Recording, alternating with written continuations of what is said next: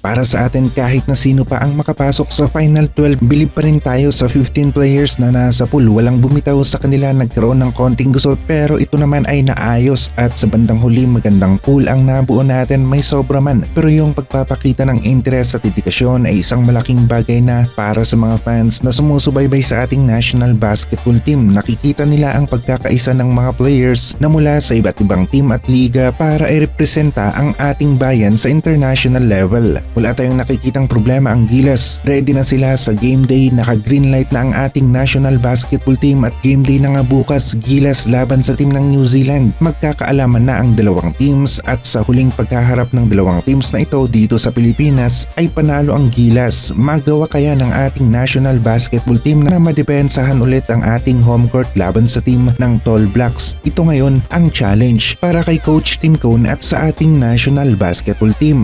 Match na ngayon ang height ng Gilas at ng New Zealand. Ngayong second window maging sa rotation, parehasan at naging malaking factor ang pagkakadagdag ni QMB ngayong second window. Nakatulong ang paglalaro niya ngayon sa rotation ni Coach Tim Cone. Dalawang 16 players ang pwede nating gamitin ng sabay sa loob ng paint. Panlaban na rin sa ganitong klase ng setup ng Tall Blacks. Isang 7-footer at isang halos nasa 6'10 rin ang kanilang nasa 4 at 5 position. Sa hardcourt, rotation nga rin ang mga players na ito. Maliwanag na hindi nga problema ang size para sa Gilas, kaya naman buo ang tiwala natin na may magandang laban na maibibigay ang Gilas ngayong second window at yung panalo. Tayo man ang dihado, posible pa rin talaga na maka-upset ang Gilas. Lumabas nga rin ng update na kontento si Coach Tim Cone sa ipinapakita ng Gilas sa kanilang ensayo. Ibig sabihin nga nito ay maganda ang takbo ng kanilang training, walang problema sa mga players at sistema at isang game changer nga rin ang pagkakadagdag ng isang QMB sa lineup ng Gilas ngayong second window dahil magkakaroon tayo ng maganda-ganda o solid na frontline sa hardcourt. Hindi napalitan ang Junmar at AG Edu sa bayan na ngayon para sa mas malakas na depensa, opensa at pagkuha na rin ng rebound. Final 12 ni Coach Tim Cone, malalaman na natin ngayong araw at halos kaparehas nga rin lang ng lineup na ginamit niya noong first window. Ang mapapalitan nga lang siguro dito ay si Japet Aguilar na nag-retire na nga at sa tingin natin hindi na nga rin aalisin pa ni Coach Tim Cone itong si RG at magbabalik lamang itong si Oftana. Pero tingnan natin kung may papalitan si Coach Tim Cone, JDL, Troy at Balte, baka sila ang ma-cut off o pwede rin naman na hindi at ibang players ang maalis. Pero kung yung haba ng ensayo ang basihan, alam na natin kung sino ang mananatili para sa chemistry at kung sino ang matatanggal sa ngayon. Kung ganito ang lineup natin tapos meron pa tayong Ange Kouame, mukhang hindi nga problema kahit na hindi available si Kai Sotto, at kung bumalik naman si Kai Sotto at meron pa tayong Ange Kouame ay di hamak naman na mas may laban tayo kahit na sino pa mang team sa FIBA ang ating makaharap.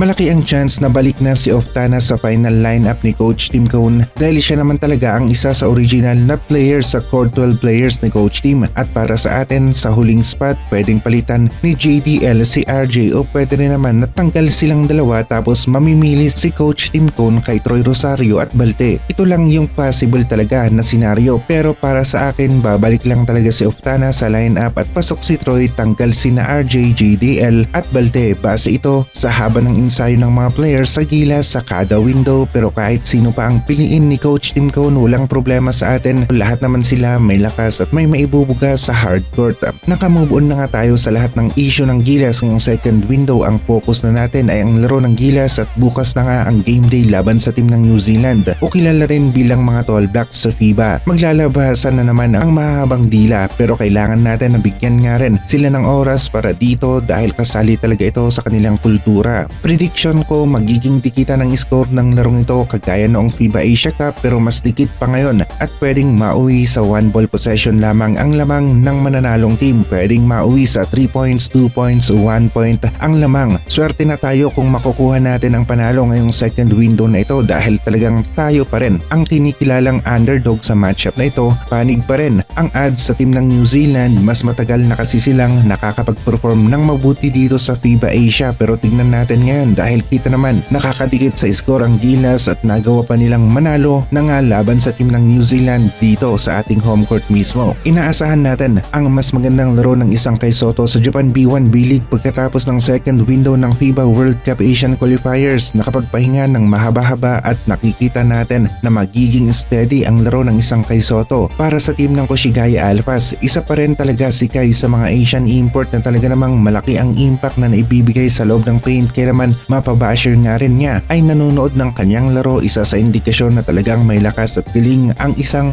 Kai Sotto.